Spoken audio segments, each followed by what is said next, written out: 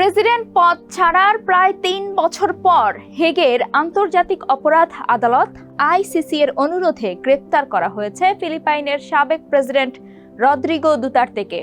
১১ March Hong Kong থেকে Manila আন্তর্জাতিক বিমানবন্দরে পৌঁছানোর পরপরই ফিলিপাইনের কর্তৃপক্ষ তাকে গ্রেপ্তার করেছে। আল জাজিরার প্রতিবেদন বলছে, তার ৬ বছরের শাসনামলের মানবতা বিরোধী অপরাধের অভিযোগ তদন্ত করছেন আদালত। তবে অবাক করা বিষয় হচ্ছে, ফিলিপাইন এখন আর আইসিসির সদস্য নয়। তারপরেও কেন আইসিসির দাবি মেনে তাকে গ্রেপ্তার করা হলো সে বিষয়ে উঠছে প্রশ্ন উঠছে, কেন বর্তমান প্রেসিডেন্ট ফার্দিনান্ড মার্কোস জুনিয়রের সরকার তাকে গ্রেপ্তারের সিদ্ধান্ত নিলেন? দুতার্তে ঠিক কি অভিযোগে অভিযুক্ত? গ্রেপ্তারের পর দুতার্তে কি প্রতিক্রিয়া জানিয়েছেন এবং সাবেক এই প্রেসিডেন্টের পরবর্তী পদক্ষেপই বা কি? চলুন খুঁজি এসব প্রশ্নের উত্তর। সঙ্গে আছি আমি রুকাইয়া জহির। মার্চের প্রথম সপ্তাহে দুতার্তের হংকং সফরের সময় ধারণা করা হয়েছিল তিনি হয়তো গ্রেপ্তার এড়াতে পারবেন। কিন্তু ১১ মার্চ রাতে দুতার্তের ছোট মেয়ে ভেরোনিকা দুতার্তে জানান, তার বাবাকে পুলিশ ধরে নিয়ে গেছে এবং বিমানে তুলে দিয়েছে। পরবর্তীতে ফিলিপাইনের প্রেসিডেন্ট ফার্দিনান্ড মার্কোস জুনিয়র সংবাদ মাধ্যমকে বলেন, দুতার্তেকে বহনকারী বিমানটি স্থানীয় সময় রাত ১১টা ৩ মিনিটে হেগের উদ্দেশ্যে যাত্রা করে। বিমানটি নেদারল্যান্ডসের হেগের দিকে যাচ্ছে। সেখানে সাবেক এই প্রেসিডেন্ট মাদকের বিরুদ্ধে রক্তক্ষয়ী যুদ্ধ ঘোষণার সাথে সম্পর্কিত মানবতা বিরোধী অপরাধের অভিযোগের মুখোমুখি হবেন। তিনি আরও জানান, ইন্টারপোলের প্রতি আমাদের প্রতিশ্রুতি মেনেই দুতার্তেকে গ্রেপ্তার করা হয়েছে।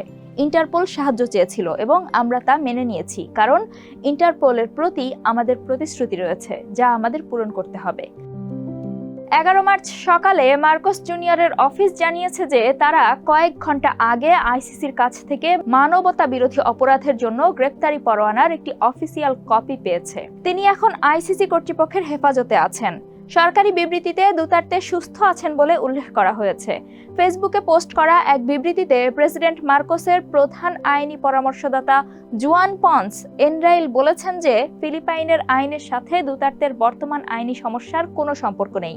তার আইনি সমস্যা আইসিসির প্রযোজ্য আইনের কারণে। তিনি বলেন, তার আইনজীবীদের উচিত তার বিরুদ্ধে আইসিসির অভিযোগের একটি কপি সংগ্রহ করার চেষ্টা করা, যাতে তারা জানতে পারে কেন তাকে আইসিসি কর্তৃক গ্রেপ্তারের নির্দেশ দেওয়া হয়েছিল। দুতার্তের বিরুদ্ধে সুনির্দিষ্ট অভিযোগের বিষয়ে আইসিসি এখনও কোনো আনুষ্ঠানিক বিবৃতি দেয়নি। হেগ ভিত্তিক আদালত ২০১৮ সাল থেকে দুতার্তের মানবতা বিরোধী অপরাধের অভিযোগ তদন্ত করে আসছে। তখনও তিনি ক্ষমতায় ছিলেন। তখন ফিলিপাইন সরকারের অনুরোধে ২০২১ সালে সাময়িকভাবে আদালত তার কাজ স্থগিত করেন, কিন্তু ২০২৩ সালে ফের তদন্ত শুরু করেন। ফিলিপাইনে অপরাধ দমনের একটি মাত্র ইস্যু নিয়ে ২০১৬ সালে প্রেসিডেন্ট পদে প্রতিদ্বন্দ্বিতা করেছিলেন দুতার্তে।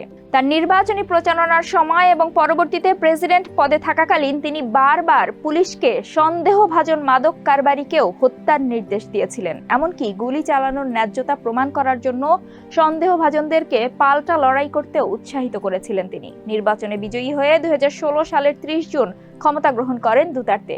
তারপর থেকেই দেশটি ক্যাথলিক নেতাদের দাবিকৃত সন্ত্রাসের রাজত্বের বিরুদ্ধে মারাত্মক অভিযান শুরু করে। পুলিশের রেকর্ড অনুসারে তার ৬ বছরের ক্ষমতায় থাকাকালীন মাদক বিরোধী সরকারি অভিযানে ৭,০০০-এরও বেশি মানুষ নিহত হয়েছেন। তবে মানবাধিকার কর্মীরা বলছেন, অভিযানে মৃতের সংখ্যা ৩০,০০০-এরও বেশি, যার মধ্যে অজ্ঞাত সন্দেহভাজনদের হাতে নিহত ব্যক্তিরাও রয়েছেন।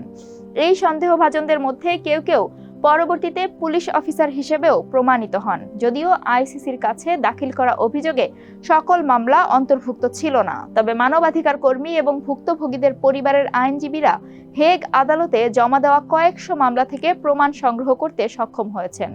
যদিও প্রেসিডেন্ট হিসেবে দুতার্তে একাধিকবার তার কর্মকাণ্ডের পক্ষে যুক্তি দেখিয়েছেন। সম্প্রতি গত অক্টোবরে সিনেটের এক শুনানিতে তিনি বলেছিলেন, মাদকের বিরুদ্ধে যুদ্ধ পরিচালনার জন্য তিনি কোনো ক্ষমা চাইবেন না, দেবেন না কোনো অজুহাতও। একই শুনানির সময় তিনি শপথের মাধ্যমে স্বীকার করেছিলেন যে দক্ষিণ ফিলিপাইনের দাভাও শহরের মেয়র থাকাকালীন গ্যাংস্টার সহ অন্যান্য অপরাধীদের জন্য ডেথ স্কোয়াড তৈরি করেছিলেন তিনি। আইসিসির অভিযোগেও এসব মামলার কিছু কিছু অন্তর্ভুক্ত রয়েছে। দুতার্তেকে গ্রেপ্তারের মাধ্যমে প্রথমবারের মতো ফিলিপাইনের কোনো নেতাকে আন্তর্জাতিক ট্রাইব্যুনালের সামনে মামলার মুখোমুখি হতে হচ্ছে। আইসিসির দাবি মেনে কোনো দেশের পক্ষে তার সাবেক নেতাকে গ্রেপ্তার করা অস্বাভাবিক বিষয়। এছাড়াও এই গ্রেপ্তার আরও বিশেষভাবে বিরল, কারণ ফিলিপাইন এখন আর আইসিসির সদস্যই নয়। 2019 সালে দুতার্তে আন্তর্জাতিক আদালত থেকে ফিলিপাইনকে প্রত্যাহার করে নিয়েছিলেন। ফলে দেশটি আন্তর্জাতিক আইন অনুসারে যার বিরুদ্ধে ওয়ারেন্ট রয়েছে তাকে আটক করতে বাধ্য নয়। ফলে বর্তমান প্রেসিডেন্ট ফার্দিনান্দ মার্কোস জুনিয়রের সরকারের সিদ্ধান্তটি বেশ অদ্ভুত, কারণ তিনি নিজেও এর আগে ফিলিপাইনের উপর আইসিসির এখতিয়ারকে প্রত্যাখ্যান করেছিলেন। এমনকি দুতার্তের গ্রেপ্তারের আগ পর্যন্ত মার্কোস জুনিয়র একাধিকবার ফিলিপাইন এবং দুতার্তের মামলার উপর আইসিসির এখতিয়ারকে প্রত্যাখ্যান করেছিলেন। বিশেষভাবে তিনি বলেছিলেন যে তিনি আন্তর্জাতিক সংস্থাটিকে দেশের সার্বভৌমত্বের জন্য হুমকি বলে মনে করেন। 2023 সালের জুলাই মাসে যখন আইসিসি দুতার্তের বিরুদ্ধে তদন্ত পুনরায় শুরু করার ঘোষণা দেয়, তখন মার্কোস জুনিয়রের প্রেসিডেন্সির 1 বছর পার হয়। তিনি স্পষ্টভাবে ঘোষণা করেছিলেন ফিলিপাইন কোনোভাবেই, এমনকি আকারে ইঙ্গিতেও আইসিসিকে সহযোগিতা করবে না। তারপর 2024 সালের গোড়ার দিকেও মার্কোস জুনিয়র ঘোষণা করেছিলেন, আমি 100তম বারের মতো এটি বলতে চাই, আমি ফিলিপাইনে আইসিসির এখতিয়ারকে স্বীকৃতি দিই না। আইসিসি পরিচালিত যে কোনো তদন্তে সাহায্য করার জন্য ফিলিপাইন সরকার একটি আঙুলও তুলবে না।